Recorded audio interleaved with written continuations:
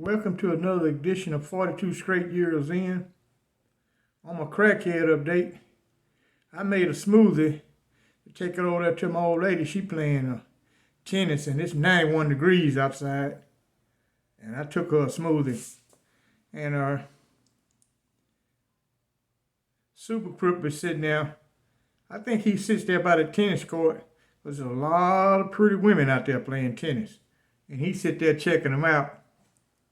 And I gave her the smoothie, and I was in a car date, lady Maserati. Boy, he come over there. I see you, School. I see you, man. Where you get that? I ain't explain to her, man. This ain't none of my car. Mine is parked. This is somebody. I ain't explain all that shit to him, but he went off in one of his tantrum. He said he did a drive-by on him and his old lady. He said a couple of nights ago they were sitting up in the house and somebody just started shooting. He said, man, we had to lay on the floor, man, on my mama, man. We had to lay down, man. And my old lady go talk about she wanted a bologna sandwich. You better lay your ass on this floor before we get shot. I said, yeah, that's probably come from retaliation from them drive-bys you committed over there in West Dallas. He said, man, nobody don't know where I live at, man. How do you know? How they find my house? I said, just like you found them people in West Dallas, or they found your ass over here in East Dallas. But he said, man, there was big guns they were shooting. My gun jammed, so I couldn't shoot back. I just laid on the floor, man. I said, did you pray? He said, hell yeah, I was praying. He said, you think I wasn't praying? On my mama, man.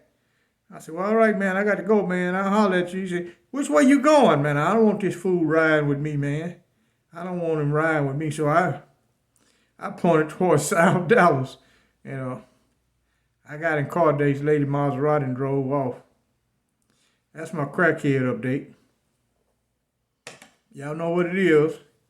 Get your shanks out and let's get ready to ride. I see in the news Bill Cosby has been released from prison. That can happen when you got millions of dollars to pay these attorneys. That's why I got to give Bill Cosby, he went gangster style. If he would have participated in that sex offender program they had inside that prison, they would have gave him parole. He was looking at it like this. He had made a deal with that lady, paid her over $3 million.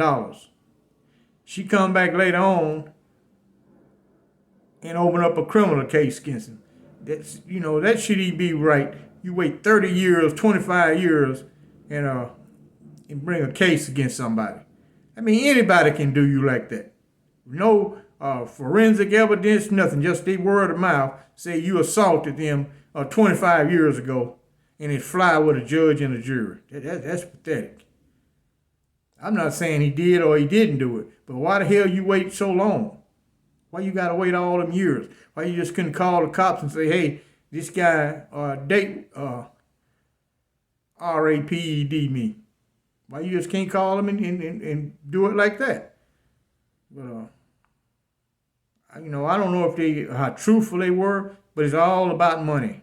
I was listening to some females talk one day. I was at the Estelle unit in Huntsville, and I worked in the hospital, in the infirmary, prison hospital, and it was doing one of these. This particular day, where the inmates kept in the waiting room, it was empty. They had saw all the inmates, so it was just some guards hanging around. And I was listening to some females talk. And they were saying, hey, I'm going to get me a XCX UAL harassment case, so I ain't got to work. I'm just waiting on it. And I was listening to each one of them was chiming in. Me too. One of these sergeants gonna say the wrong thing to me, and I'm gonna get his ass, and I ain't gonna never have to work no more. I said, man, this is pitiful, man. You gonna set some poor old guy up, and he just trying to feed his family and have a job. Somebody got to work at these institutions. I don't never look bad on prison guards. I look at when they use overkill. That's what I always say. Where he's sorry, he using overkill. As long as he was doing his job, yeah. To me, somebody got to do it. If you wasn't to the fuck up, you might would have one of those type of jobs because all it requires a GED and be over 18 years old and You can't have a felony if you got a pardon. Well, I have saw prison guards before they were ex-inmates, but they had received a pardon. Uh, you know, some things, I can't say Wildcat was a philosopher, but later years, I guess I was young then, and I was studying sociology in college. And I would look at some of the points he would make were valid points.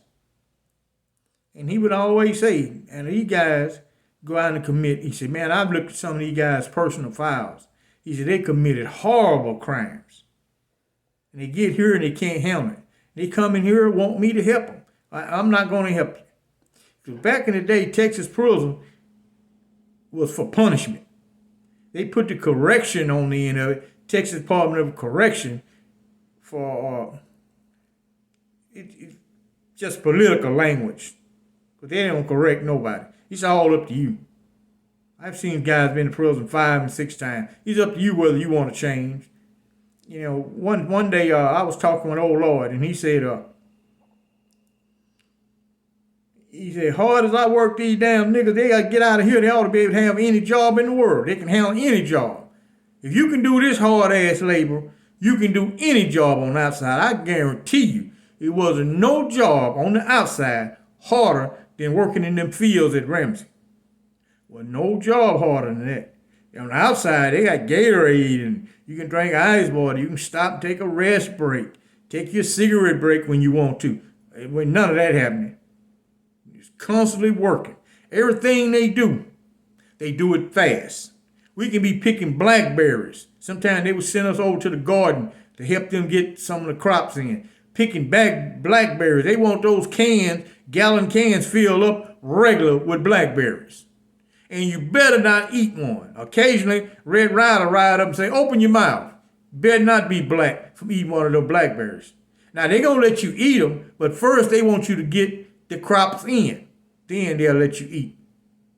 But once we was, I was out in the fields and we was in one hole. But oh Lord, we was working close to 14 hole. Now, it was a guard carried 14 hole named Pavelka. He's an agitated, sorry son of a bitch. He's scared of Captain Bad. This man is free, but he's scared of that fucking captain. You know. So Bad ride by, ain't saying nothing to him. He stopped him. Say, Captain, my niggas won't work. So that's going to get Bad's attention. You say some shit like that, Bad turn his horse, ride over, he said, what the hell is wrong? He said, all these niggas got a tube. They call attitude tube. All these niggas got a tube. They won't work. I called one nigga, called him the roll, he was rolling his eyes at me. He might try to jump me when we get in. He said, show me that nigga. He said, there he is right there. Bad ride up on me. Nigga, you got a tube? He said, no, sir, Captain, I ain't got no tube. He said, go I'll knock your goddamn eyes out. You better not have no motherfucking tube. He said, send him in my office this evening. We'll see about your attitude. Not just this fast. This sorry-ass guard done crossed this man out. If you went in that Bad's office, went in there to see Red Ryder, they're going to whoop your ass when you go in there. You didn't get no free disciplinary cases at Ramsey. You got an ass whooping with that disciplinary. Sometimes you get several ass whooping. Depends on what you did. Going in that office, you're going to get jumped. If they got to take you to the jailhouse, you're going to get jumped. You don't even want to talk about going to solitary confinement. You definitely going to get jumped. That means you in Big Bear's territory. He going to be the one taking you to that outside solitary. You know, I would look at guys, you know, when I first came to Ramsey, I came over there from Ramsey 2 for stabbing an inmate guard. And I didn't get jumped. I wasn't because I was bad or nothing. It just one of lucky breaks I got.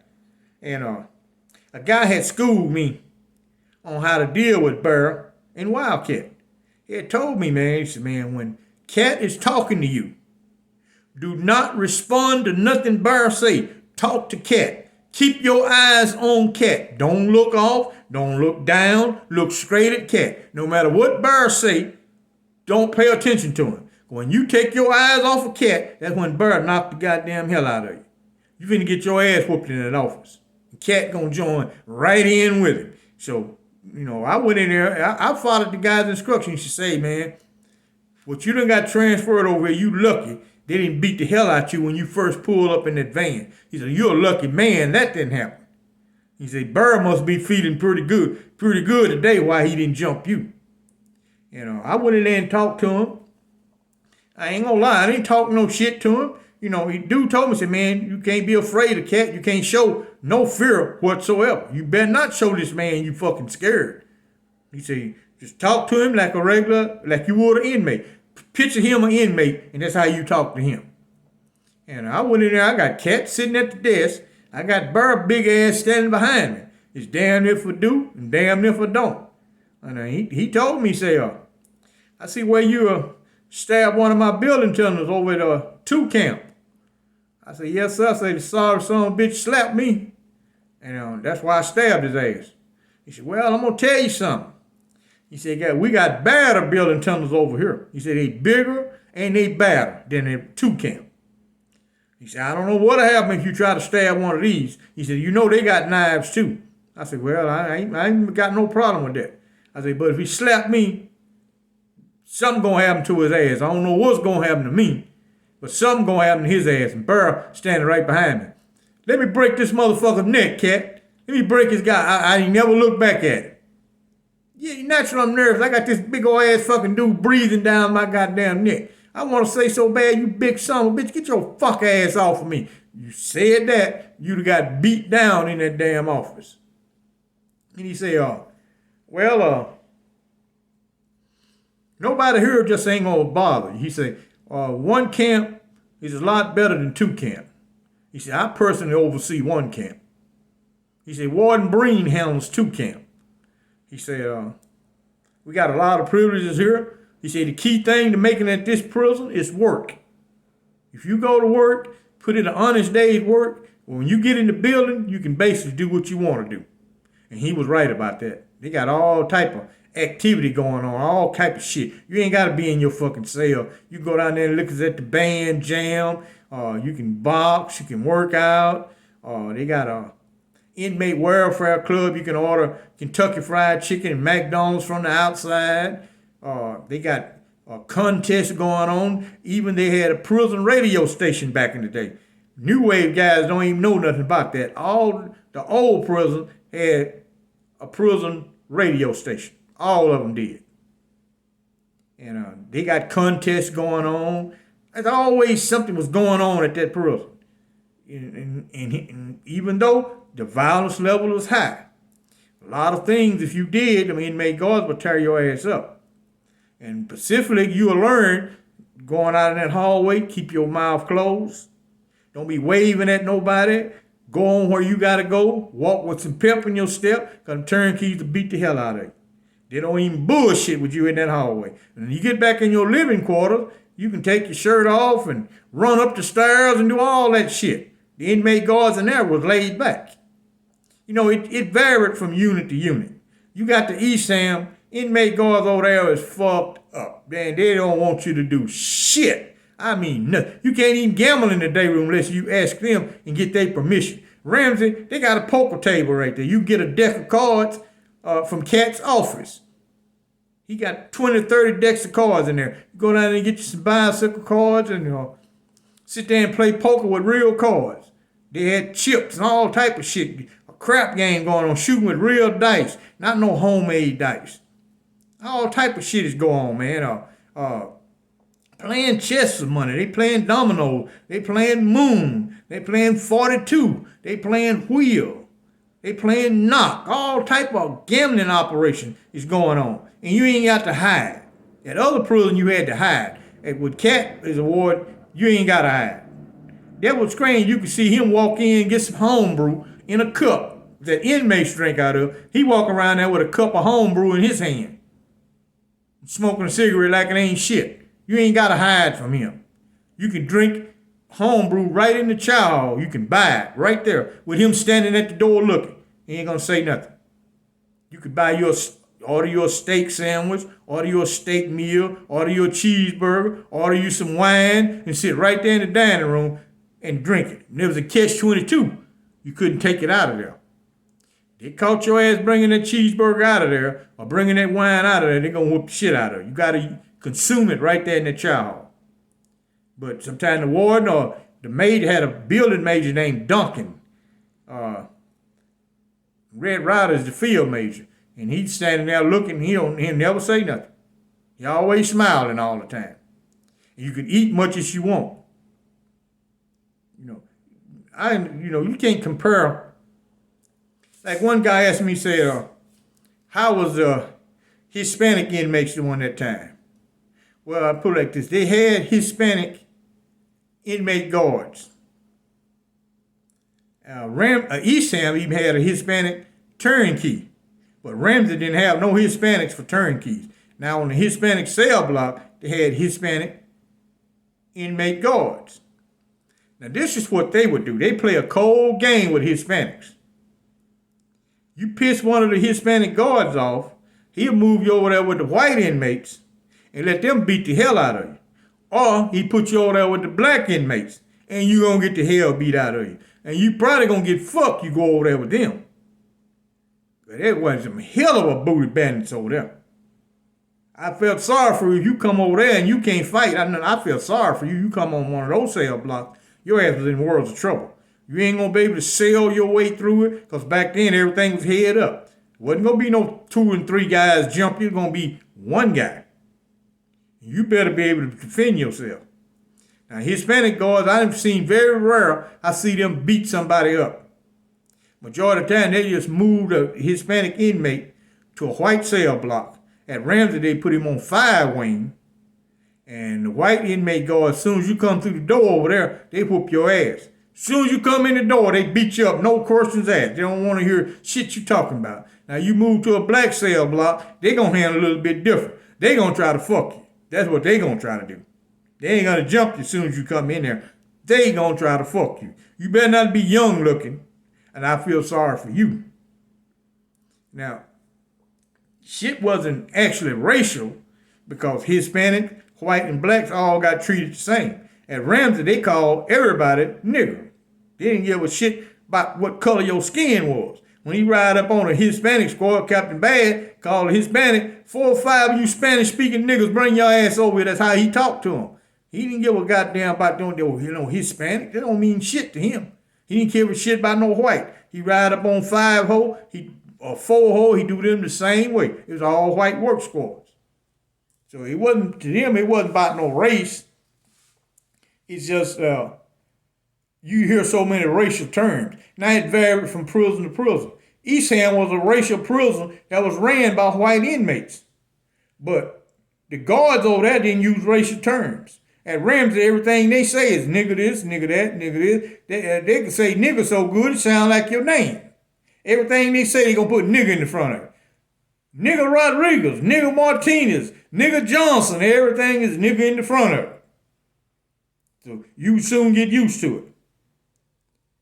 And you couldn't call them officer. Now you go to a unit like Clemens, if you call one of them a boss, they'll give you a disciplinary.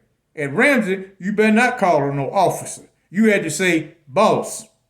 Boss so-and-so, boss this, boss that. Yes, sir. No, sir. Cat was the only person you could say yes and no and no, hell no. He's the only one you could talk to like that. All the rest of them, you had to say yes, sir, no, sir. If you was talking to Red Ryder, you was going to say yes, sir, and no, sir. You damn sure weren't going to talk to Captain Bad like that.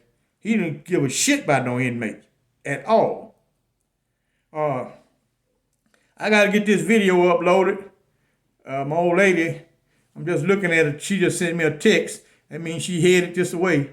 I still would have time. Her first thing when she get in this house is she going to the shower. The woman is damn near a fish.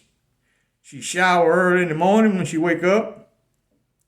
When she come from this tennis bullshit, they playing hockey on bicycles, she shower. Then she shower again at night before she go to sleep. So she a showered motherfucker. I gotta get this video uploaded before she come back and turn her damn desktop on. Once she do that, all the fucking Wi-Fi go to that fucker. Y'all know what it is. Follow me over on Patreon. I need my likes. Get my likes up. They got these crazy chicks today. They out and about. I was sitting out on the patio about 3 o'clock. I already seen some of them over here leaving, heading to the bank. Go and get that money.